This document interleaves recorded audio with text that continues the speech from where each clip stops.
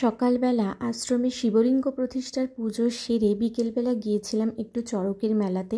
আমার শ্বশুরবাড়ির কাছে দু এক জায়গাতে ভালো মেলা হয় চড়কের, তবে আমরা কাছাকাছির মধ্যে একটা ছোট্ট মেলাতে গিয়েছিলাম। আমি আর দীপ্তই গিয়েছিলাম, মাকে যদিও বলেছিলাম অনেকবার যাওয়ার জন্য, কিন্তু সকালে যেহেতু পুজো করেছিল তাই বিকেলে আর যেতে চাইনি। আর কাছাকাছির মধ্যে মেলাটায় গিয়েছিলাম, ওখানে তেমন বেশি ছিলও না, শুধু মন্দিরে পুজো হচ্ছিল মহাদেবের, আর সঙ্গে খাবারের স্টল বসেছিল কিছু। আমরা মেলা থেকে একটা তরমুজ কিনে এনেছিলাম, আর দীপ্ত বারবারই বলছিল যে ওরা ছোটবেলায় যখন মেলায় যেত তখন এরকমই তরমুজ কিনে আনতো, তাই ওই ছোটবেলার স্মৃতিকে মাথায় রেখে শখ করেই ওই তরমুজটা কিনেছিল। যাই হোক, এখন যে ক্লিপগুলো তোমাদের সাথে শেয়ার করছি, দিনটা ছিল 18ই এপ্রিল, গুড ফ্রাইডে। এই দিনটা ছিল আমার জন্য খুবই স্পেশাল, কারণ এই দিনটাতে আমি অঙ্কন শিক্ষানিকেতনের ছাত্রী, সঙ্গে চিত্রায়ন আর্ট অ্যান্ড ডিজাইনিং একাডেমির শিক্ষিকা হিসেবে সর্বভারতীয় শিল্পাঙ্গন পরিষদের তরফ থেকে চিত্রশিল্পীর সম্মান পেয়েছি।